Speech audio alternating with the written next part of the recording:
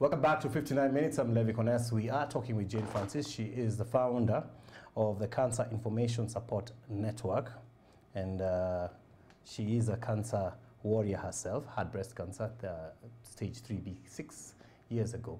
Went through chemo, 6 sessions. Went through surgery, 7 sessions. Went to radio therapy, 30 sessions.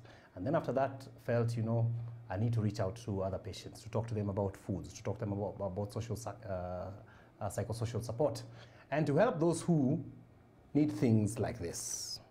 And this is what we want to talk about. Jane, what is this? Maybe you can tell the viewers. That one is called a prosthesis, and as you can see, it's the shape of a breast. So you had asked me why people don't see they have cancer, especially breast, because once you have breast, most of the time it is removed. Yes. And then you remain with a flat chest, or even both sides, quite a number. So several people have managed to design this, and they are made from wool and fiber, very soft fiber. And once, like now I have one here, so you wouldn't know that I don't have one breast. And it really helps to bring back the dignity of a woman. So this is called a prosthesis. And self-esteem. And so we have this quite reasonable price, I think maybe 1,000 or 500. And then there are others which come from Europe. You know, they are gel, like almost the same, almost the same feel of the body. Yes. But they're expensive, 18,000, 20, even 40,000. So our women cannot afford that. So I would recommend that people can assist with donations, because we have many women who want to donate, but we have to use special wool that is soft. So to make this, and then they can help each other to have this. It's very helpful, because this is why many women don't want to do a mastectomy. Mastectomy, yeah, and then they keep the breast, and even after chemo, the cells don't really die. So you see, then after it moves to, you hear now of something called metastasis. It has moved to the bones, to the collarbone, to the spine, and so forth, because you insisted on having keeping it, you know. And then we have the same, that one. This one. Is that, yes, when you do chemo, your hair falls off. Just like many other parts of your body, your hair falls off. Even mine, like mine hasn't grown, it grows slowly, slowly. 6 years down the line, just kidogo. But because of the, when your hair falls off, your head is exposed. And therefore it's very easy to get colds. And the woman's glory is her hair. Yes, and the woman's glory is also her hair. So for some time we have to cover that. So never. Yes. Until your hair is back. Yes. Don't know whether they can see that. Yes. So it has two. First you are covered, you are bald until you are able, and then after that, great, And then after that, I think they can show that. It also protects you. Can they show you that? And then after that, this is. It has two in it. First, it protects your head. You know, your hair protects your head from cold. So unavaa hiyo inakuwa sawa. You know, for me who was bald before, it didn't really matter, because so it was a new hairstyle. February and every September we give especially to children, to KNH. Yes. We go and give them this and sweaters. Yes. And for women we give them this when we get. So we would really appreciate your support, because we also need other prostheses for the hands. When they remove the breast and the lymph nodes, hands swell. We have many women who have swollen hands. I'll bring you one. Her heart is so swollen, we don't even know what to do with her. And the problem is, when it continues swelling, I know like 3-4 women for whom it has swelled, and then it bursts. I have no idea what it does, but then she gets metastasis, and usually they don't last very long. So it's very important that doctors also find ways of dealing with lymphedema. I'm lucky I had a surgery. I went to India. One of the surgeries was this, if you mind. This is a surgery that was done there, and they were able to join my lymph duct with the vein of the blood. So now my lymph, I'm able to go for physiotherapy, and it's expensive, 4,000 to 5,000 every other week. And now after you drain, the water goes from the hand into the blood system and down into your kidney for cleansing. So that's for that. So you are pushing, because our time is almost up, you're pushing for a Christmas package. Tell us about that. What are you doing? So I'm pushing for a Christmas package for our cancer patients, that they can also enjoy Christmas.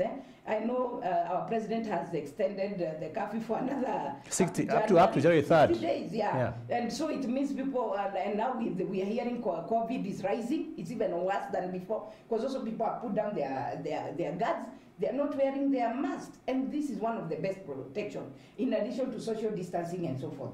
So I would request that, because many cancer patients are not allowed to go to work in people's homes and wherever, please let us support them with a Christmas package. 1 week, 1,500 might be enough for a family. Maybe a month, 5,000 can be enough.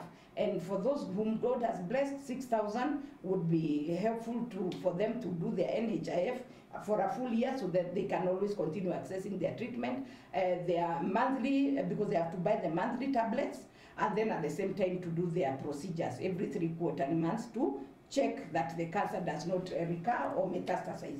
Our pay bill number is 514422. 5144. Slower. Okay.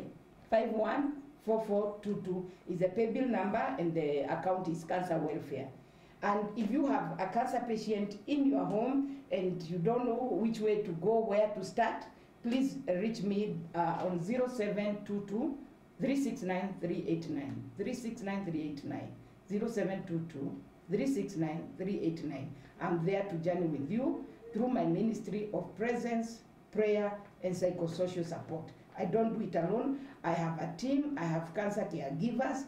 I have my priests. I have pastors, depending on which stage you are at, and they are ready to journey with you. And even counselors. We have, through my Rotary Club of Modaiga, we are partnered with Amani Counseling, and we have a toll-free number that we can also share with you. Thank you so much. How many patients do you see in a week generally? Oh, I get many calls. First, I get many calls. Now I don't go much because of the corona. Because of the corona, yeah. Yes, but even as I came this morning, I got a call from somebody asking, my relative has just been diagnosed. Which hospital do they go to in Nairobi? I get like... It's all kinds of inquiries, foods, calls, doctors, treatments, so which doctor do I see, and so forth. So I have also the Cancer Information Support Network has a database of doctors, hospitals, where we can recommend, depending on which part of the country you are in. I even have had, when I left my house, patients used to come and stay in my house from Tanzania and from Congo. I let it out as a furnished apartment. Wow. And it helped many patients. Wow. Yes, thank you so much. Thank you for the work that you're doing. Asante sana. Jane Francis, she's running the package for the Christmas care for cancer patients. You said if they want to give, so pay bill number is 514422. Yes, and it's Cancer Welfare. You can or your name. You can send a donation for a cancer patient. Everything goes a long way. You know, it goes a long way because once you know the challenge with cancer, chemo kills all your cells, good and bad. Science has not separated. So the challenge is how do you now rebuild the good cells? So a good diet is actually the best. Supplements, yes, a bit, but sometimes they are too expensive. So a good diet and good herbal life will help. Avoid nyama choma, too much of it, avoid too much oily food, avoid junk food. We can't stop saying this, you know. So, and just to mention, sometimes you get even some children are getting cancer. You even get some children, maybe young boys with big breasts. You know, I keep telling parents, don't take your children every Sunday for chips, chicken, every Sunday. Take them to the gym. Do it, take it to the gym or do them at home. 20 to Monday long notes. And a lot of exercise, walk, that, you know, walking, that also helps. Because sometimes also gym can be a bit expensive, but walking can help. Thank you for the work you're doing, Jane. It's truly a calling. We'll be following to see what happens towards Christmas. Yes, you are welcome. We shall have a feeding program this Saturday on 14th. And if somebody wants to support, you want to come, and also mentor the patients. So that also come the end of Corona, January, what else can we do? You know, they need mentorship, entrepreneurship, start biashara. You know, we hear there is money in the government for youth, women enterprise. How do they go about it? These are women from the village, most of them. You know, Kangemi, informal settlements, Kariobangi, Dhika, those places, Mukuru, where we have quite a number of patients. Actually, I've managed to feed 100 patients almost every month, with thank God, but from different places. So where are you this Saturday before we leave? Kangemi. Kangemi. Yes. If you live near there or out there, just get out and see what they're doing. Okay. Thank you so much. Jane Francis from the Cancer Information Support Network, and that is her job. We'll see you tomorrow, God willing. We'll be talking about fistula tomorrow. Have a great day, and stay tuned for Leah coming up with Ilosu. And have a wonderful day. Keep it Kazi.